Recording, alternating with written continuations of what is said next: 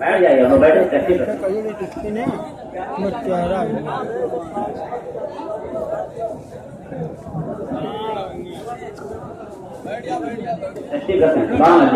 آپ لوگ سب بیٹھ جائے. آپ لوگوں نے گائے نہیں دیکھی کبھی؟ اگر نہ دیکھی ہو تو کرایہ مجھ سے لے لینا, میرے گھر آ جانا, تم کو 20-25 نہیں 50-60 گائے دکھا دیں گا. بیٹھ جاؤ. درود پاک پڑھو. اللهم صل على سيدنا محمد وعلى الجود والكرم وآله وبارك وسلم صلاة وسلام عليه يا رسول. کوئی بھی ہو, وقت کی عابدہ زاہدہ رابعہ بشریہ کیوں نہ ہو, ان پہ ایک وقت ایسا آئے گا کہ ان کو نماز سے روکنا ہوگا, کیونکہ وہ خون مانع صلاۃ ہے, وہ خون نماز پڑھنے سے روکتا ہے. لیکن میری ماں بہنیں کمزوری کا شکار نہ ہو, کیونکہ یہ خون بہت ضروری خون ہے. یہ خون اللہ کی بہت بڑی نعمت ہے. یہی خون تو تم پر احسان ہے اپنی ماں کا, کہ اس نے اپنے خون سے تمہاری پرورش کی ہے, اپنے خون سے تم کو سینچا. لہذا یہ خون بہت ضروری خون ہے. تو بالکل فائنل یہ کہ کوئی بھی ہو, وقت کی عابدہ ظاہرہ کوئی بھی ہو, اس پر ایک وقت ایسا آئے گا کہ اس کو نماز سے روکنا پڑے گا, پاکی کا انتظار کرنا ہوگا. لیکن میرے پیاروں, قسم خدا کی اسی زمین پر, اسی آسمان کے نیچے ایک عورت, ایک مخدومہ, ایک خاتونہ ایسی تھی جو 300 دن لگاتار نماز پڑھتی تھی, اور اس پاک ترین خاتون کا نام ہے سیدہ طاہرہ فاطمہ الزہرا رضی اللہ عنہا. سبحان اللہ سبحان اللہ. 300 دن لگاتار نماز پڑھتی تھی. کچھ علماء یہ کہتے ہیں کہ ایک رتوبت نکلتی تھی جو ایک نماز سے دوسری نماز سے پہلے خشک ہو جاتی تھی. اس مسئلے سے آپ کے ذہن کو بوجھ نہیں بنانا چاہتے. مسئلہ یہ نہیں ہے, مسئلہ یہ ہے کہ جو خون مانع صلاۃ ہے, جو خون نماز پڑھنے سے روکتا ہے, وہ خون سیدہ طاہرہ فاطمہ الزہرا میں نہیں ہے. اگر وہ خون ہوتا تو سیدہ طاہرہ فاطمہ الزہرا کو بھی نماز سے روکنا پڑتا, پاکی کا انتظار کرنا ہوتا. لیکن میں نے عرض کیا, اے میری آقا, اے میرے مولا, یہ خون تو بہت ضروری خون ہے. اسی خون سے اعضائے بدن بنتے ہیں. یہ خون تو بہت ضروری خون ہے, اسی سے بچوں کا نشہ ہوتا ہے. تو جب یہ خون سیدہ طاہرہ فاطمہ الزہرا میں نہیں تھا, تو جب پیٹ میں امام حسن تھے, پیٹ میں امام حسین تھے, تو یہ بنے کس چیز سے, کس میٹیریل سے؟ تو وہ کیا بتائیں گے جن کے عقائد کسی گندے نالے میں پڑے ہو؟ بتایا تو اس نے بتایا کہ بریلی کی دھرتی سے امام احمد رضا پکار ہوتے ہیں, تیری نسل باپ سے ہے, بچہ بچہ نور کا, تو ہے آنے نور, تیرا سب کھانا. نعرہ تکبیر, نعرہ رسالت, مسلک اعلیٰ حضرت. ایسے بھی نہیں سمجھے تو اور قریب آ کے سمجھو. رسول سجدے میں ہیں اور حسین آ کر پیٹھ پر سوار ہو جاتے ہیں. رسول سجدے میں ہیں, آپ نے اکثر و بیشتر سنا ہوگا, رسول سجدے میں, حسین آ کے سوار ہو گئے. سجدہ آپ بھی کرتے ہو, جب آپ سجدہ کرتے ہو تو سامنے کچھ نظر آتا ہے, کیونکہ آپ کی پیشانی زمین پر ہوتی ہے, آپ کی ناک زمین پر ہوتی ہے, سامنے کچھ نظر نہیں آتا. تم کو سامنے نظر نہیں آتا, میرے مصطفیٰ نے پیچھے دیکھ لیا, میرا حسین ہے, میرے دل کا چین ہے, میرا نور العین ہے. سبحان اللہ. اب بھی کہو گے دیوار کے پیچھے کا علم نہیں. رسول سمجھ جاتے ہیں میرا بیٹا حسین ہے. رسول اپنے سجدے کو لمبا کر دیتے ہیں, اپنی تسبیح کو بہانا شروع کرتے ہیں. اب میرے پیارو, عظمت حسین تو دیکھو کہ جب آپ نماز کے لیے کھڑے ہوتے ہو تو سارے حجاب ہٹ جاتے ہیں, اللہ بندے کے قریب پہنچ جاتا ہے. نماز اللہ اور بندے کے بیچ کا کانٹیکٹ ہے. امام غزالی رحمۃ اللہ علیہ احیاء العلوم میں ارشاد فرماتے ہیں, حدیث نبوی کو نوٹ کر کے نقل فرماتے ہیں, ارشاد فرماتے ہیں نماز صرف دو ہی طرح کی ہے. ایک نماز وہ ہے کہ تم اللہ کو دیکھ لو, اور دوسری نماز یہ ہے کہ اللہ تمہیں دیکھ رہا ہے, یہ خوف تعلق ہو. فرماتے ہیں تیسری نماز نماز گمراہی ہے. دیکھیے دونوں میں کانٹیکٹ ثابت ہو رہا ہے. ہم اللہ کو دیکھیں تو بھی کانٹیکٹ ہے, اللہ ہمیں دیکھے تو بھی کانٹیکٹ ہے. نماز ایک اللہ بندے کے بیچ کا کانٹیکٹ ہے جو اللہ اور بندے کے بیچ میں قریب کر دیتا ہے. اور سوچو جب میرے مصطفیٰ سجدہ کرتے ہوں گے اس وقت اللہ کے کتنے قریب ہوتے ہوں گے. میرے پیارے جہاں تک مصطفیٰ ہے وہاں تک حسین ہے. سبحان اللہ. مصطفیٰ جان رحمت اپنے سجدے کو طول کر دیتے ہیں. اب ایک سوال ہم آپ سے پوچھنا چاہتے ہیں, حسین رسول نے سجدے سے سر کیوں نہیں اٹھایا؟ رسول نے سجدے سے سر کیوں نہیں اٹھایا؟ رسول جانتے تھے اگر میں سجدے سے سر اٹھاؤں گا تو حسین گر جائیں گے, حسین کو تکلیف ہوگی, حسین کو چوٹ آئے گی. قسم خدا کی جس حسین کو گرانے کے لیے نبی سر نہ اٹھائے اس حسین کو گرانے کے لیے کوئی امتی سر اٹھائے نبی کو برداشت کرے. واہ. رسول سجدے کو طول کر دیتے ہیں, سجدے کو لمبا کر دیتے ہیں اور سجدے سے سر نہیں اٹھاتے ہیں. اب رسول کی کنڈیشن کیا رہی ہوگی؟ رسول کی کنڈیشن کیا ہوگی؟ زبان سے سبحان ربی الاعلیٰ سبحان ربی الاعلیٰ سبحان ربی الاعلیٰ. سجدے سے سر کیوں نہیں اٹھا رہے ہیں؟ کیونکہ دل میں خیال یہ ہے کہ حسین ابھی بھی پیٹھ پہ ہے, حسین ابھی بھی پیٹھ پہ ہے, حسین ابھی بھی پیٹھ پہ ہے. دل میں خیال حسین کا ہے, زبان سے ذکر خدا ہے, یعنی زبان سے ذکر خدا ہو رہا ہے, دل میں خیال حسین ہے. اتنا عظیم ہے حسین.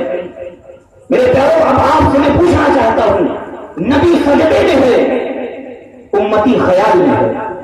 نانا سجدے میں ہے, نوازا خیال میں ہے.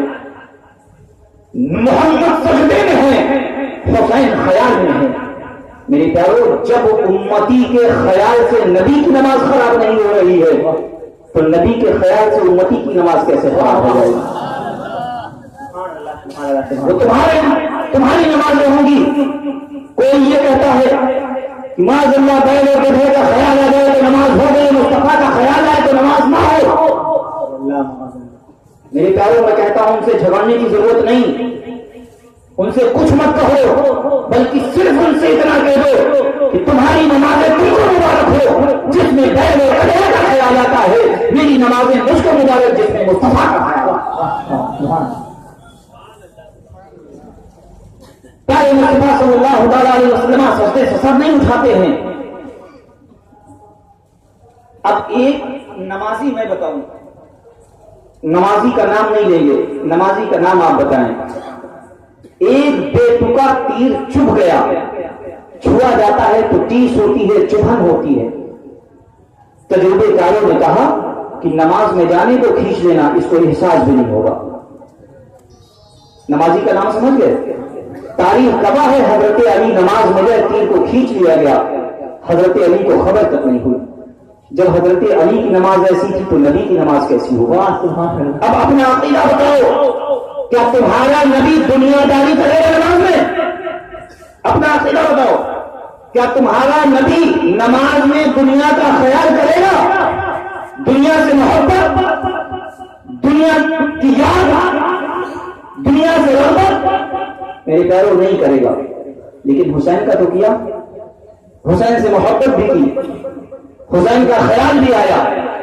تو اب تم حسین کو دین کہو یا دنیا, تمہیں چھوٹ ہے, لیکن یاد رکھو اگر تم نے حسین کو دنیا کہا تو اعتراض حسین پہ نہیں بلکہ مصطفیٰ کی نماز پر ہوگا کہ تمہارا نبی نماز میں دنیا داری کرتا ہے, تمہارا نبی حالت نماز میں دنیا سے محبت کرتا ہے. تو وہ مت کہو بلکہ وہ کہو جو علی نواز نے کہا ہے, دین آج حسین, دین پناہ حسین, حسین دین ہے, حسین دین کی پناہ. سبحان اللہ سبحان اللہ. یہ مقام اہل بیت ہے. لیکن میرے پیارو رسول کی زندگی تمہارے لیے ایک اسوہ حسنہ ہے, اور آپ سب حسینی ہیں کہ نہیں ہیں؟ آپ سب رسول سے محبت کرتے ہیں کہ نہیں کرتے ہیں؟ آپ سب سنی ہیں کہ نہیں ہیں؟ سب سنی ہے نا. سنی کس کو کہتے ہیں جانتے ہیں؟ اگر کوئی پوچھ لے سنی کس کو کہتے ہیں, اہل سنت والجماعت کا چھوٹا اور خوبصورت سا لفظ ہے سنی. اب اس وقت آپ کی تھوڑی سی تبلیغ کرتا ہوں, اس کے بعد میں اپنی بات کو ختم کروں. بہت اپنے ذہنوں کو قریب کر کے, کیونکہ تبلیغ ایسے نہیں ہوتی کہ جاہلوں کی چنگے لے کر جاؤ تبلیغ کر رہے ہو. تبلیغ دیکھنی ہے تو غریب نواز کی دیکھو, 90 لاکھ مسلمان کر دیے. پوری زندگی میں اپنی بیوی کو مسلمان نہیں بنا پاتے, وہ 8 بجے سو کے اٹھتی ہے اور یہ ہر چیز کو شرک کرتے رہتے ہیں. یہ شرک ہے, یہ شرک ہے. شرک بھی بولنا نہیں آتا, شرک. اس طریقے سے تبلیغ کی جاتی ہے. غریب نواز کو دیکھو, الحمدللہ جو میری 26ویں پشت میں دادا ہے, انہوں نے 45 لاکھ مسلمان کیے ہیں. 45 لاکھ مسلمان کیے ہیں. کیونکہ جو میرے دادا ہے وہ سرکاری غریب نواز کے پردادا کے بیٹے ہیں. سبحان اللہ. 45 لاکھ مسلمان کیے. ایسے تبلیغ کی جاتی ہے. ایسے تبلیغ تھوڑی کی جاتی ہے کہ بنارس میں کوئی نماز نہ پڑھے تم جا کے بھوپال میں تبلیغ کرو. سب سے پہلے اپنے گھر والوں کو نمازی بناؤ. میرے پیارے, اگر تم چاہتے ہو کہ تبلیغ کرو, اگر تم چاہتے ہو کہ دین کا کام کرو, تو سب سے پہلے خود پرہیزگار بنو, اپنے بچوں کو پرہیزگار بناؤ, اپنے گھر والوں کو. اس سے وہی کوئی تبلیغ نہیں. گھر میں کوئی نماز نہ پڑھو, بھوپال میں نماز پڑھانے کے لیے جاؤ. ایسے تبلیغ نہیں کی جاتی. تو اہل سنت والجماعت کا چھوٹا اور خوبصورت سا لفظ ہے سنی. اور اہل سنت والجماعت کون سے لوگ ہیں؟ اہل کے معنی والے ہوتے ہیں. سنت رسول کے طریقے, اہل سنت رسول کے طریقے والے. اور اہل سنت کون لوگ ہیں؟ قسم خدا کی سیدنا صدیق اکبر بھی اہل سنت ہیں, فاروق اعظم بھی اہل سنت ہیں, عثمان غنی بھی اہل سنت ہیں, حضرت علی بھی اہل سنت ہیں, اور تمام صحابہ بھی اہل سنت ہیں. اور جو ان کے طریقے پہ اپنی زندگی گزارے حقیقت میں وہی اہل سنت ہے. بے شک وہ سنی ہے میرے پیاروں. صحابہ جانتے ہیں کس کو کہتے ہیں؟ پوری زندگی نماز پڑھتے رہو, صحابہ نہیں بن سکتے. صحابہ جانتے ہیں کس کو کہتے ہیں؟ جو رسول کے ہاتھ پہ مسلمان ہوئے, اسلام رسول کو حالت ایمان میں دیکھا اور ایمان پر ان کا خاتمہ ہوا, جیسے صحابی, وہ صحابی ہیں. اب ایک صحابی ہندوستان کے اعتبار سے 10 بجے مسلمان ہوئے, 11 بجے ان کا انتقال ہو گیا یا شہید ہو گئے. بتائیے کوئی نماز پڑھی انہوں نے؟ نہ کوئی نماز, نہ قرآن کی تلاوت, نہ روزہ, نہ حج, نہ زکات, کیونکہ ان کو کچھ ملے ہی نہیں. لیکن مقام یہ ہے کہ سیدنا غوث اعظم سے بھی افضل ہے. مقام یہ ہے کہ غریب نواز سے بھی افضل ہے. مقام یہ ہے کہ مخدوم شاہ صفی سے بھی افضل ہے. تو میرے پیاروں, نمازی جو صحابی ہوتا ہے وہ اپنے کسی عمل سے نہیں بلکہ مصطفیٰ کی نظر سے بنتا ہے. یہ مقامی مصطفیٰ ہے. تو آپ اہل سنت ہیں, تو سنت کے طریقے پہ جب زندگی گزارو گے تب اہل سنت کہلانے کے لائق ہو. ایک بہت ہی کڑوی بات ہے کہ آج جتنا بدعقیدوں سے, آج گمراہوں سے دین کو نقصان پہنچ رہا ہے, آج میں اتنا ہی نقصان میرے اہل سنت سے بھی پہنچ رہا ہے. کیونکہ جب تم نے شریعت مصطفیٰ کو چھوڑ دیا, لوگ کہتے ہیں یہ مسجد ان کی, یہ مسجد ان کی. مسجد کسی کی نہیں, مسجدیں میری ہیں, ڈکیتوں نے قبضے کر لیے. جب تم نے مسجدوں میں جانا چھوڑ دیا تو غیروں نے اس پہ قبضے کر لیا. قسم خدا کی تم مسجدوں میں گھس جاؤ, وہ باہر ہو جائے. لیکن تم نے مسجدوں میں جانا چھوڑ دیا, تم نے نمازوں کی پامالی کر دی, اور عالم تمہارا یہ ہو گیا کہ سنیت تو بہت دور کی چیز ہے. جب گھر سے باہر نکلتے ہو یہ بھی نہیں پتا چلتا ہے کہ تم مسلمان ہو. اگر راستے میں تمہارا ایکسیڈنٹ ہو جائے تو تمہاری شرمگاہوں کو کھول کے دیکھا جاتا ہے کہ دیکھو ہندو ہے کہ مسلمان ہے کہ کون ذات کا ہے. یعنی تمہاری پہچان تمہارے چہرے سے نہیں, تمہاری شرمگاہوں سے نہیں. میرے پیاروں, یہ کہا سچ ہے کہ آج دین کو نقصان تم سے بھی پہنچ رہا ہے کہ تم اپنے کو اہل سنت کہلاؤ, اپنے کو سنی کہلاؤ, نمازوں کی پابندی کرو, میرے پیاروں, اس کو سنیت نہیں کہتے, بلکہ سنیت یہ ہے کہ طریقہ مصطفیٰ پہ اپنی زندگی گزارو. جو طریقہ مصطفیٰ پہ اپنی زندگی گزارتا ہے میرے پیاروں, حقیقت میں وہ سنی کہلانے کے لائق. یہ دین تم تک ایسے نہیں پہنچا ہے میرے پیاروں. ہمارے اسلام نے اپنی زندگی قربان کی ہے, اپنی اولادوں کا قربان کیا ہے, اس کے بعد تم تک دین کو پہنچایا ہے. میرے پیاروں, امام حسین نے اپنے خون سے, اپنے بچوں کے خون سے اسلام کے درخت کو سینچا ہے. آپ کو بہت آسانی سے مل گیا کہ آپ مسلمان کے گھر میں پیدا ہوئے, آپ نے سوچا یہ دین بہت آسان ہے. لیکن میرے پیارو ہماری اسلام کا خون اس میں لگا ہے. مصطفیٰ جان رحمت صلی اللہ تعالیٰ علیہ وسلم میں میرے پیارو آپ سے کتنی محبت کرتے ہیں، لیکن آپ پیارے مصطفیٰ کے طریقے پہ اپنی زندگی میں گزارتے. آپ کو معلوم ہے جب آپ کوئی گناہ کرتے ہیں، جب آپ کوئی ناجائز اور حرام فعل کرتے ہیں، جب آپ جوا کھیلتے ہیں یا سود کھاتے ہیں، آپ شراب پیتے ہیں، میرے پیارو آپ کا نام آپ کی ماں کے نام کے ساتھ لے کر فرشتے رسول کو بتاتے ہیں یا رسول اللہ آپ کے فلاں امتی نے یہ گناہ کیا ہے، تو میرے پیارو رسول کو اس وقت کتنی تکلیف ہوئی. تم ایک طرف محبت کا دعویٰ کرتے ہو، میرے پیارو یہ تم نقل فریب میرے ساتھ کر سکتے ہو، یہ علماء کے ساتھ کر سکتے ہو، یہ تم مجھے دھوکہ دے سکتے ہو کہ میں رسول کو محبت کرتا ہوں. میرے پیارو کل تم اللہ کی بارگاہ میں کیا جواب دو گے؟ کیا تم اللہ سے جھوٹ بولو گے کہ اللہ میں رسول کو بہت محبت کرتا تھا؟ حقیقت میں عاشق وہ ہوتا ہے جو محبوب کی ایک ادا پہ اپنی زندگی قربان کر دیتا ہے. میرے پیارو اگر تم کسی عاشق کو دیکھو گے وہ اپنی زندگی کا وجود نہیں سمجھتا ہے، اپنے رسول کے بتائے طریقے پہ اپنی زندگی گزارتا ہے. رسول کی حدیث ہے میری امت کے لوگ 60 اور 70 سال کی زندگی زیادہ پائیں گے، اسی کے بیچ میں لوگوں کے انتقال ہوں گے زیادہ تر. میرے پیارو تمہاری کمزوریوں کا عالم سنیت اتنی کمزور ہو جا رہی ہے. میرے پیارو اگر ایک عالم دین یہاں سے اٹھ کے آئے اور تم سے نمازوں کے طریقے سننے لگے تو میرے پیارو 90% لوگ ایسے ملیں گے جن کی نماز پاس نہیں، کبھی توفیق نہیں ہوتی کہ اپنی مسجد کی امام سے جا کر اپنی نمازوں کو صحیح کر لے. تمہارے کنڈیشن یہ ہے کہ اگر میں تم سے پوچھوں کیا ضرور ہے تم مسلمان ہو تو میرے پیارو 50% لوگ ایسے ہیں کہ شاید یہ ہی نہ بتا پائیں. میرے پیارو اتنی کمزور جب ہوتے جاؤ گے تبھی غیر تم پہ حاوی ہوتے چلے جائیں گے. سوچو، اندازہ لگاؤ رسول کو کتنی تکلیف ہوتی ہوگی، اور رسول تم سے اتنی محبت کرتے ہیں، اتنی محبت کرتے ہیں کہ میری پیارو جب آپ کو قبر انور میں اتارا گیا تمام صحابہ نے دیکھا کہ آپ کے لمحے مبارک ہل رہے ہیں، آپ کے لمحے مبارک جنبش کر رہے ہیں، آپ کی داڑھی مبارک ہل رہی ہے. صحابہ سوچتے ہیں کہ شاید رسول کسی اہل بیت کو یاد کر رہے ہو، شاید امام حسین کرینین کو یاد کر رہے ہو، شاید سیدہ طاہرہ فاطمہ الزہرا کو یاد کر رہے ہو، یا شاید سیدنا صدیق اکبر فاروق اعظم کو یاد کر رہے ہو. حضرت عبداللہ بن جابر رضی اللہ تعالیٰ عنہ اپنے کان کو لمحے مصطفیٰ کے قریب کرتے ہیں. قسم خدا کی مصطفیٰ نہ امام حسین کو یاد کر رہے تھے، نہ امام حسن کو یاد کر رہے تھے، نہ فاطمہ الزہرا کو یاد کر رہے تھے، بلکہ رسول کی زبان سے جاری تھا رب ہب لی امتی، رب ہب لی امتی، رب ہب لی امتی.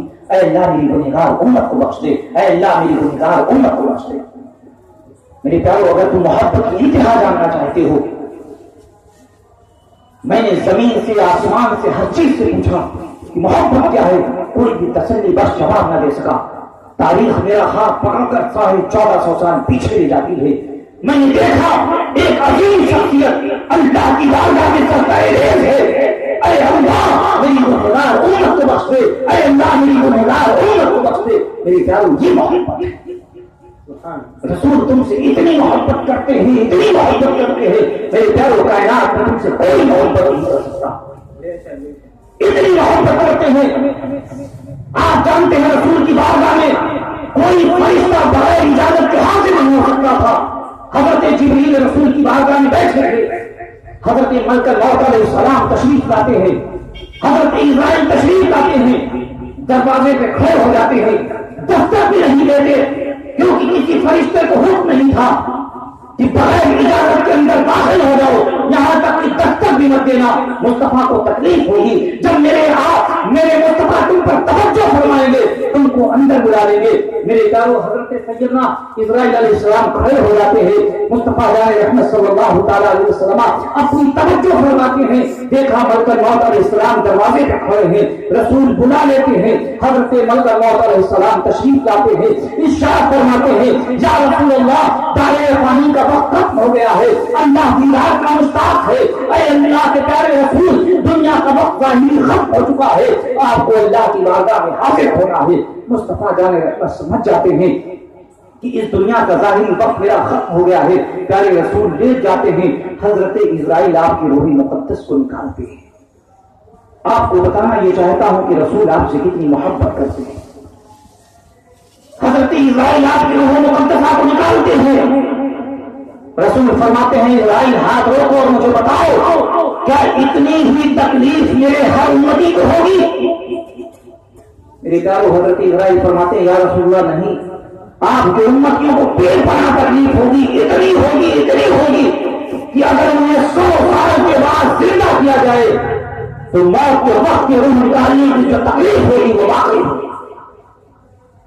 میری پیارو اتنا سننا تھا کہ مصطفیٰ جان رحمت صلی اللہ تعالیٰ علیہ وسلم کی آنکھوں سے آنسو جاری ہو جاتے ہیں، چہرہ سرخ ہو جاتا ہے، رسول رونے لگتے ہیں، ارشاد فرماتے ہیں اے اسرائیل آج سے لے کر قیامت تک یہ جتنے امتی ہے سب کی تکلیف مجھے دے دو، میرے امتیوں کو آگے.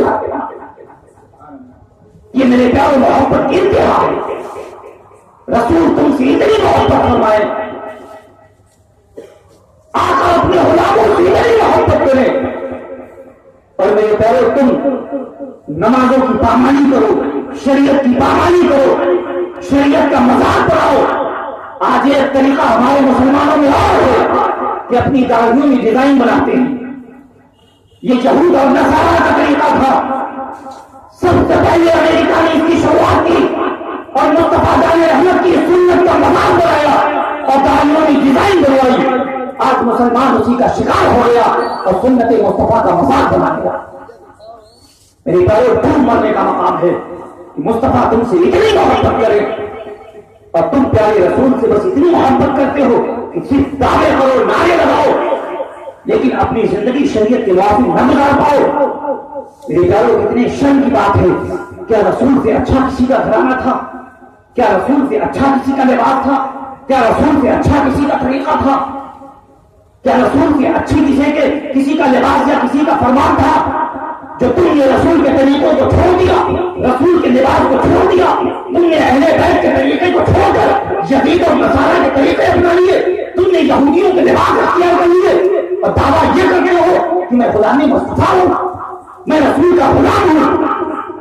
میری پیاروں میں تم سے پوچھنا چاہتا ہوں کہ 30-35 سال کی زندگی میں تمہاری نمازیں تک صحیح نہ ہو پائی، تمہاری کمزوریوں کا عالم یہ ہو گیا ہے کہ سارے 1400 سال میں تمہاری نماز کی سمے تک سیدھی ہو پائی. ہر وقت نماز میں کہنا پڑتا ہے کہ نماز کی سمے سیدھی کرو. میرے پیارو یہ کمزوریاں کب تک اپنے اندر رکھو گے؟ جب تمہارا جی حال ہو جائے گا تمہارے اوپر ظالم اور جابر بادشاہ مسلط کر دیے جائیں گے. میرے پیارو ایک وقت وہ تھا کہ غیر نے ہماری تعریف کیا کرتے تھے، لیکن جب تم نے طریقہ مصطفیٰ کو چھوڑ دیا تو غیر تم کو ذلت اور حقارت کی نظر سے دیکھتے ہیں. میرے پیارو رسول کی حدیث ہے جو جس کا لباس اختیار کرے گا اس کا حشر اسی کے ساتھ ہوگا. تم رسول کا لباس نہ اختیار کر کے ناچنے اور گانے والوں کا لباس اختیار کرتے ہو. تم اپنی بیٹیوں کے طریقے سیدہ فاطمہ الزہرا کے طریقے پہ نہ چلا کر کے اپنی بیٹیوں کو ناچنے اور گانے والوں کے طریقے پہ چلاتے ہو. تمہارے گھر کی بیٹیوں کا طریقہ، میرے پیارو علماء بیٹھے ہیں، ان سے پوچھنا اسلام میں نقاب پہننا فرض نہیں ہے بلکہ اسلام میں پردہ کرنا فرض ہے. لیکن افسوس تم اپنے گھر کی بیٹیوں کے ایسے نقاب